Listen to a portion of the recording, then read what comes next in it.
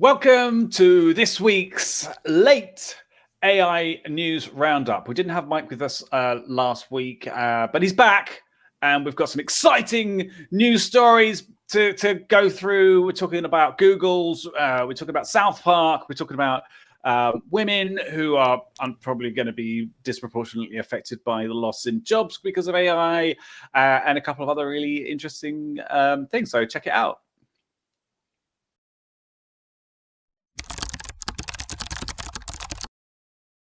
So Mike is back for Mike is back! Thank God. Sorry, I overslept last week, forgot to set my alarm. Missed the show. He's getting old. Overslept. It's like 5 p.m. when we record for Mike. But we now have a Monday AI roundup.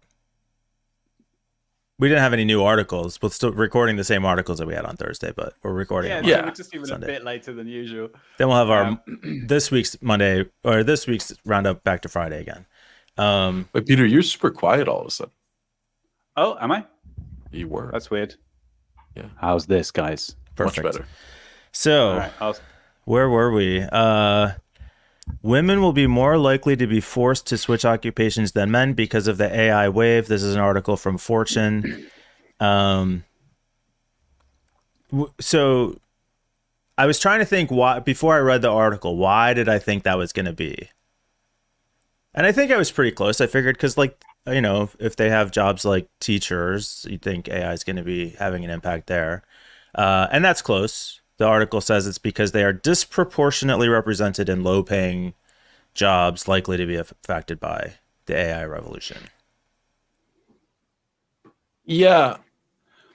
Is that one of the things that I yes, did have a look at this before.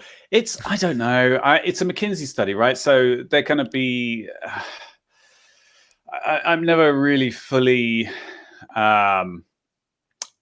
I can never really lose my skepticism when it comes to studies like this. Although it does seem that women are disadvantaged in every step in the employment, especially when it comes to tech jobs. Also tech jobs as well, I suppose.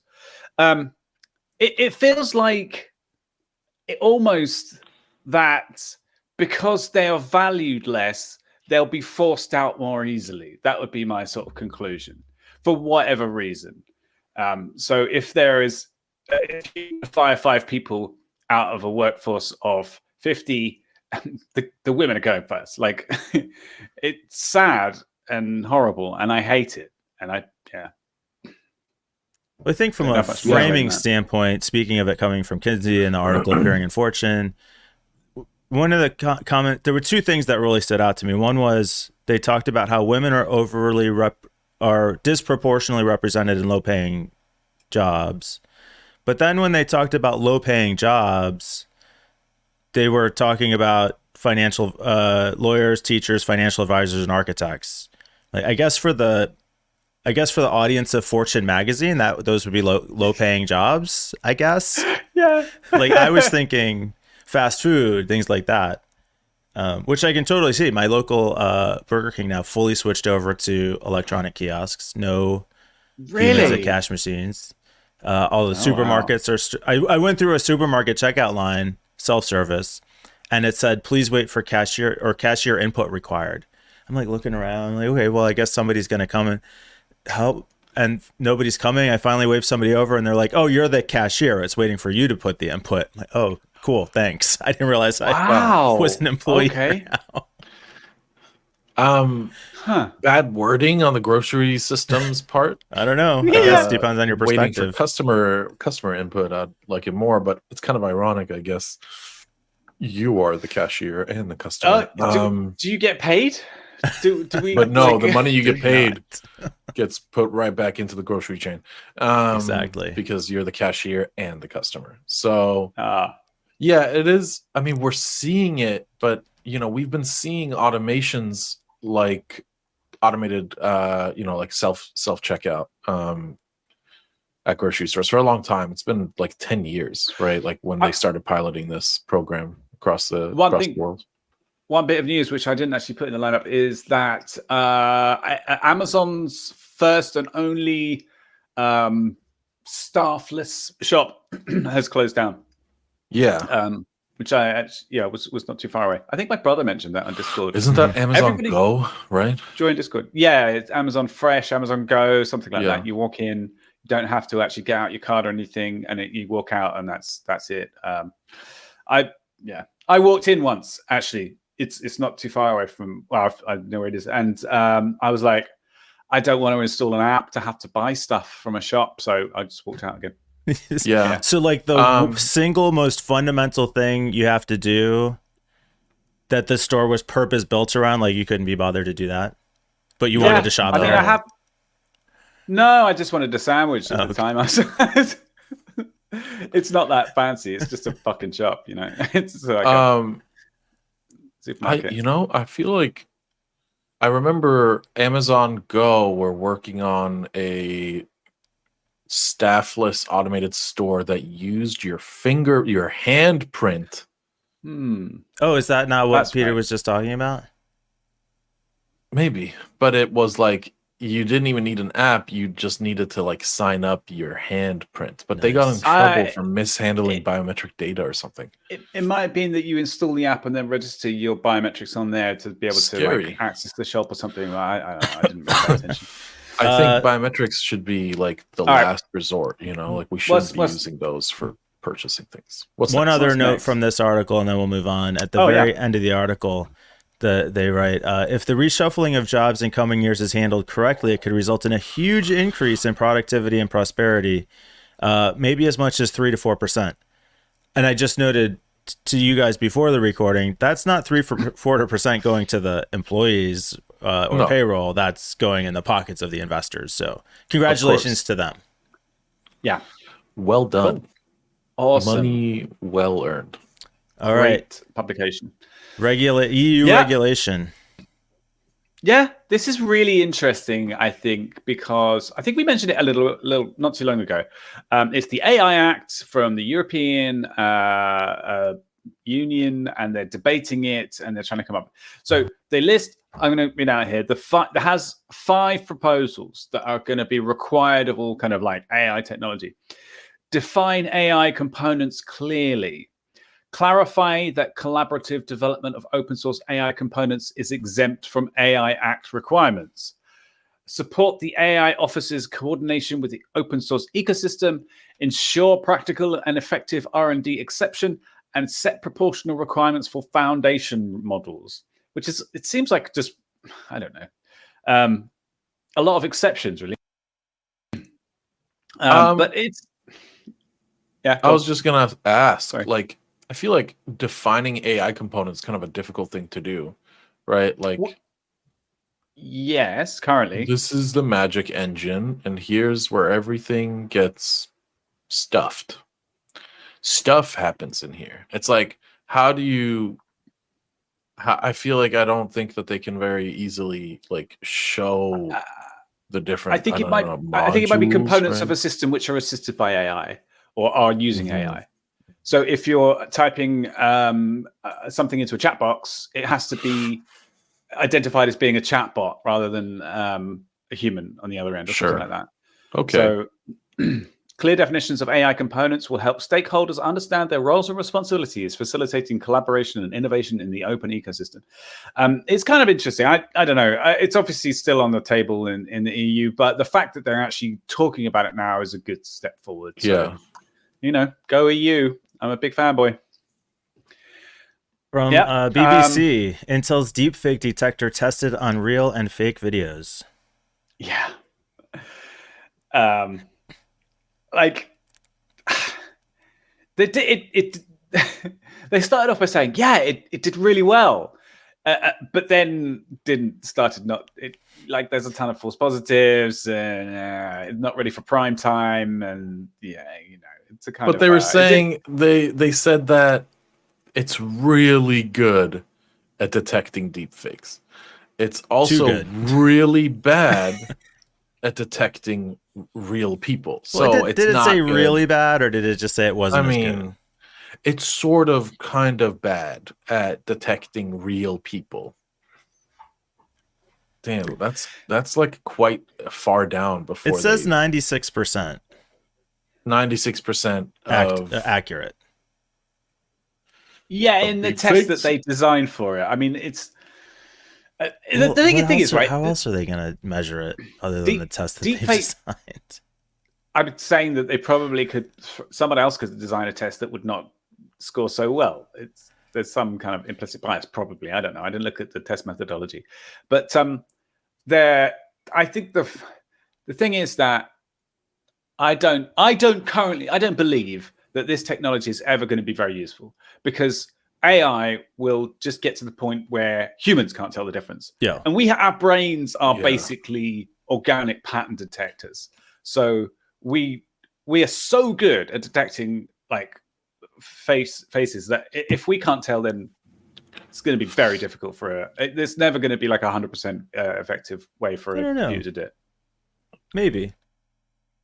That's why I think, not because we're better, but just because. Sorry, go on.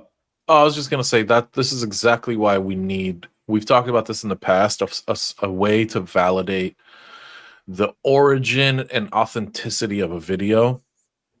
It's DRM, basically. But it would be like, sort of, like, it would need to be a personal validator, right? So like, if I'm a news anchor, I need to somehow be able to like provide to millions of various devices that, if I'm like a news anchor, I need to be able to provide to millions of devices and video players and stream services and whatever, a way to like give them my, like, let's call it my PGP key, right? Okay. Yeah, interesting. And when I pitched this last to other security professionals, they brought up a really good point, and they were like, well, that means that the camera and the USB cable and the internet connection, of course, and the HDMI cable and the TV all need to be authenticated. That's how many end-to-end authentication. That's how many hops it would take. It was so many more, actually, but that's how many hops it would take that you'd have to like have verifications in place, because something as simple as a screen reader that then basically just infuses whatever it is the viewer might be watching with something else. Now you've been bamboozled. So there has to be some sort of end-to-end validator that is able to like validate that nothing is being, but it's like, it feels so impossible. This problem feels so impossible, but maybe, I feel like there is something there. Maybe one side effect of AI is actually going to be that people are going to value in-person interactions more than they did before. Yeah, so I'm sorry, John. I didn't mean to. Okay, it's fine. It's probably not going to happen, but like, it could be a sort of unexpected side effect that, you know, the only way that we know something's real is if we're there in person. Things like the root server key signing ceremony, where they have to get all the root server operators in the same room and do this kind of like key rollovers and exchange new keys. This has to be done in person. Maybe it'll be like, I don't know, live shows. I don't know. Or maybe it could be like group crowdsourced authentication, where if you have more than one source of data. But enough bad actors and that type of ad hoc verification system gets compromised, right? That's like a 51% attack. If you have 51% or more of the crowd, now the validators goes to them. So like that type. But we talked about this way too much for like a roundup. So. Honestly, it deserves its own episode. Yeah. Because it's so close. There's something there. Anyway, moving on. See, I was waiting for the opportunity to push my Web 3.0 button, but nobody said I didn't go there. Blockchain. You escaped my trigger finger. Okay. I'm not sure if that From the New York Times, Google tests AI tool that will be able to write news articles. Yay. Didn't we predict this? I thought it was already happening, I guess. It sort of is, though, isn't it? I mean, MSNBC were trying to do the same thing or something, and CNET, and yeah. Or if a writer uses ChatGPT to generate an article, like that's what's happening. Yeah. The product pitched as a helpmate for journalists, not a replacement for journalists. No. The journalists are fine. They're going to keep their jobs, right? Has been demonstrated for executives at the New York Times. So this is obviously the C-suite who are trying to save money. And Google, that's a weird thing for Google to be getting into, right? I suppose they want to be able to pitch the product so that then they can display snippets of them, display ads on the side, something like that. Imagining a future where a droid flies into a crime scene and starts asking questions like a journalist. That would be amazing. At least would be original content. The problem that I've said with AI all the time is it is almost literally a regression to the mean. It's trained by this huge data set, and it predicts the most likely word. So it's going to make the prediction based on what previously has been the most commonly used word. So you're only going to get average writing ever from this thing. Yeah. Okay. Again, another big subject. I don't quite agree with you there because of the hallucinations and the hallucinations. Peter, you okay? But I don't know if are we covering this, that OpenAI can't detect their own AI content? I think we mentioned it once or twice, but yeah. It's an impossible task, I think. Yeah. Well, it's a problem anyway. Yeah. And then we have Fable Simulation has so they announced a paper on generative TV and showrunner agents, but they also have this example that they created. This software is purported to create television episodes from a voice prompt that will write, animate, direct, voice, and edit the video for you, completely AI generated. Yeah. I haven't seen this in person. It could be just a big scam, but I did have a look at the Twitter account, and it seemed like they were legit. So I might be just being gullible here, but the episode here does seem slightly janky. Like it's not fully created by. It's not been edited by a human, but there were jokes in it which were kind of funny, and I mean, it's all based on South Park. Obviously, they put in a prompt and then created a whole episode of South Park, and it was acceptable. If I had it on the background and I wasn't paying attention, I probably wouldn't realize that was generated by AI, assuming that this really is. Well, very scary. Even if given it's the current not, strikes in Hollywood, we know all the technology exists individually to do this. Yeah. Well, I can't imagine that the South Park owners are very happy about the 20 plus seasons of South Park being used to train an AI.